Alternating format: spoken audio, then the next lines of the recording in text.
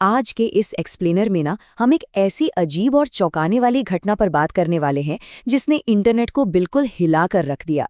एक viral meme कैसे अचानक से एक मैसिव सोशियो इकोनॉमिक आइसबर्ग का रूप ले सकता है, ये देखने वाली बात है।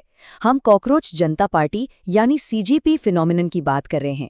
आइए इस डेटा और सोर्स मटेरियल के जरिए समझते हैं कि आखिर ये सब शुरू कैसे हुआ। तो पूरी कहानी शुरू होती है 15 मई 2026 से।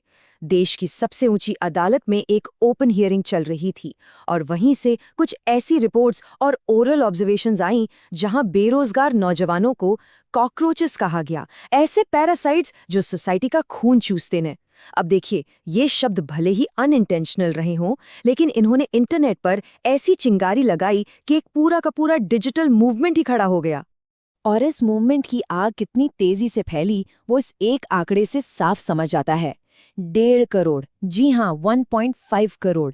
एक सटायरिकल पार्टी जिसका नाम रखा गया कॉकरोच जनता पार्टी, उसने सिर्फ 2 दिन के अंदर इंस्टाग्राम पर 1.5 करोड़ फॉलोअर्स इकट्ठा कर लिए। ये कोई छोटा मोटा नंबर नहीं है, इसने रूलिंग पार्टी के टोटल फॉलोअर्स को भी पीछे छोड़ दिया। ये दिखाता है कि देश का युवा इस मुद्दे से किस हद तक कनेक्ट कर गया था। आखिर ये सीजेपी बनी कैसे? 16 मई को एक 30 साल के farmer political social media worker ने बस एक सिंपल सा गूगल फॉर्म बनाया। उन्होंने एक बहुत ही सटायरिकल टैगलाइन रखी, voice of the lazy and unemployed. ये सीधे तौर पर रूलिंग पार्टी पर एक व्यंग्य था और असर देखिए, पहले ही 24 घंटे में 37 लाख लोग जुड़ गए। बाद में चीफ जस्टिस की तरफ से क्लैरिफिकेशन भी आया कि उनके शब्दों को मिसकोट किया गया था, पर सच कहूं तो तब तक तीर कमान से निकल चुका था। उस क्लैरिफिकेशन ने आग को बुझाने की जगह उसमें घी का काम किया। यहां से हम अपने दूसरे हिस्से पर आते हैं, the tip of the iceberg, यानी युवा बेरोजगारी की सच्चाई। अब इस हिस्से के बारे में जो सबसे दिलचस्प बात है ना, वो ये है कि ये वायरल मीम तो बस शुरुआत थी। असली कहानी इन आंकड़ों में छुपी है। जब हम यहाँ नेशनल एवरेज अनएम्प्लॉयमेंट रेट देखते हैं तो वो 5.1% दिखता है। सुनने में काफ़ी नॉर्मल लगता है, ठीक है ना? लेकिन ज़रा इस ओवरऑल यूथ कैटेगरी पर नज़र डालिए। 15 से 29 साल के युवाओं में ये रेट सीधा 15.2% पर जंप कर जाता है, यानी नेशनल एवरेज से 3 गुना ज़्यादा।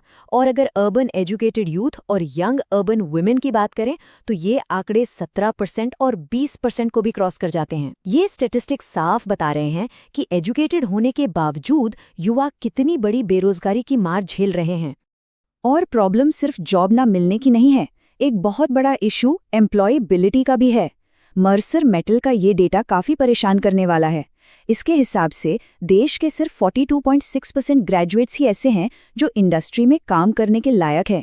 बाकी 57.4% सीधे तौर पर अनएम्प्लॉयबल हैं।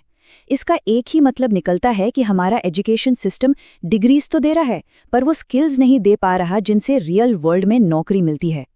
इसी वजह से आज की पीढ़ी की एक्सपेक्टेशन और रियलिटी में ज़मीन आसमान का फ़र्क आ गया है। एक्सपेक्टेशन क्या थी कि भाई एग्जाम्स पास करो, रातों की नींद खराब करके पढ़ाई करो तो एक बढ़िया करियर बनेगा। पर रियलिटी में उन्हें क्या मिल रहा है? सिस्टेमिक एक्सक्लूजन और ऊपर से कॉकरोच जैसे डेरोगेटरी लेबल्स। तो ये जो गुस्सा हम इंटरनेट पर देख रहे हैं ना, वो आलस नहीं है, वो उन लोगों की बहुत ही जस्टिफाइड नाराजगी है जिन्होंने रूल्स फॉलो किए फिर भी उन्हें सिस्टम से बाहर कर दिया गया। आइए अब अगले सेक्शन पर चलते हैं, बीनीथ द सर्फेस, बिना लीडर वाले गुस्से के खतरे। गुस्सा जस्टिफाइड जरूर है, पर क्या ये गुस्सा अकेले ठोस बदलाव ला सकता है? देखिए, ऑनलाइन वायरल आउटरेज और रियल वर्ल्ड विक्ट्री में बहुत बड़ा फर्क होता है। सीजेबी मॉडल की 5 बड़ी कमजोरियां सामने आती हैं। पहली, सिलेक्टिविज्म। बस इंटरनेट पर एक फॉर्म भर देने से एक्चुअल वोटिंग या तब्दीली नहीं हो जाती। दूसरी, ये पूरी तरह लीडरलेस है, कोई डायरेक्शन नहीं है। तीसरी, इंटरनेट का गुस्सा बहुत जल्दी ठंडा पड़ जाता है, उसकी शेल्फ लाइफ बहुत शॉर्ट होती है। चौथी, खुद को लेजी बोलकर एक नेगेटिव आइडेंटिटी अपनाना हमें और पीछे धकेलता है। और पांचवी, इनका पूरा फोकस सिर्फ प्रॉब्लम और आउटरीच पर है, किसी ठोस सॉल्यूशन पर नहीं। सिर्फ फैन बनने और एक क्रिटिकल थिंकर बनने में यही फर्क होता है। इस बात को और गहराई से समझने के लिए हम इतिहास का एक बड़ा एग्जाम्पल ले सकते हैं, 2011 का इंडिया अगेंस्ट करप्शन मूवमेंट।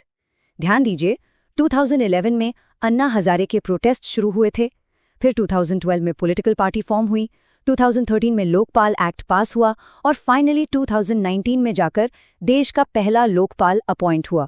इस टाइमलाइन से क्या समझ आता है? यही कि एक वायरल पब्लिक एंगर को actual ground level institutional change में बदलने में पूरे 8 साल लग गए। अरब स्प्रिंग जैसे कई ऐतिहासिक मूवमेंट्स का भी यही सबक रहा है। सोशल मीडिया आउटरीच पुराने सिस्टम्स और सरकारों को हिलाकर रख देने में तो बेहद इफेक्टिव होता है, पर मुद्दा यह है कि जब नया और स्टेबल सिस्टम बनाने की बारी आती है तब इंस्टीट्यूशनल फॉलोअप अक्सर स्ट्रगल करता है। बिना किसी ऑर्गेनाइज स्ट्रक्चर के ऐसी आग और एनर्जी भाप बनकर उड़ जाती है या फिर उल्टा नुकसान कर बैठती है। यहाँ से हम तीसरे और आखिरी हिस्से में प्रवेश करते हैं, the bedrock, building a scientific temperament. अगर इस बेरोजगारी और गुस्से से संकट से बाहर निकलना है तो एक्चुअल बेडरॉक या सॉल्यूशन क्या है? असली सॉल्यूशन किसी वायरल हैशटैग में नहीं, बल्कि एक ठोस नींव यानी साइंटिफिक टेम्परामेंट में छुपा है। ये कोई नया इंटरनेट बज़वर्ड बिल्कुल नहीं है। जवाहरलाल नेहरू ने इस टर्म पर बहुत जोर दिया था और आज NEP 2020 में भी इसका जिक्र है, बल्कि हमारे कॉन्स्टिट्यूशन के आर्टिकल 51A में ये एक फंडामेंटल ड्यूटी है। इसका सीधा सा अर्थ है सवाल पूछने की आदत डालना, एविडेंस पर विश्वास करना और सुधार की भावना रखना। तो अब एक क्रिटिकल थिंकर की तरह सोचना कैसे है? इसके लिए एक बहुत प्रैक्टिकल फ्रेमवर्क है। बस ये 4 सवाल ध्यान में रखने हैं। पहला, जो बताया जा रहा है उसका एक्चुअल प्रूफ क्या है? दूसरा, इस बारे में डेटा क्या कहता है? तीसरा, इस पूरे नैरेटिव से फायदा किसका हो रहा है? और चौथा, सबसे जरूरी, क्या मैं खुद गलत हो सकता हूं? चाहे सरकार हो, मीडिया हो या CJP ही क्यों ना हो, इन 4 सवालों को आदत बना लेने से कोई भी आसानी से किसी को भटका नहीं पाएगा। तो यहाँ जो सबसे क्रूशल पॉइंट है ना, वो ये है कि इस गुस्से को एक्चुअल आउटपुट में कैसे बदला जाए। इसके 3 परमानेंट लेवल्स हैं। पहला है पर्सनल लेवल, सिर्फ डिग्रीज के भरोसे ना बैठकर मेहनत से खुद के स्किल गैप को भरना। दूसरा है कलेक्टिव लेवल, सिर्फ ऑनलाइन गुस्सा करने के बजाय ऑफलाइन स्ट्रक्चर्स बिल्ड करना और वोटिंग जैसे सिविक ड्यूटीज निभाना। और तीसरा सिस्टमिक लेवल, एक ऐसी एजुकेशन की डिमांड करना जो सच में एम्प्लॉयबल बनाए और इंडिपेंडेंट इंस्टीट्यूशंस के लिए मजबूती से आवाज उठाना।